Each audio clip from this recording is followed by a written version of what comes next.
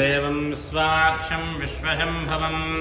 विश्वं नारायणं देवमक्षरं परमं प्रभुं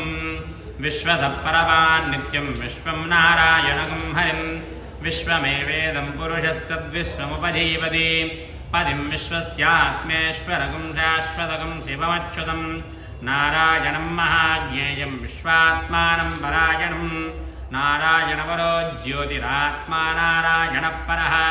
नारायणपरं ब्रह्मतत्त्वं नारायणपरः जय बोलो महालक्ष्मी माता की।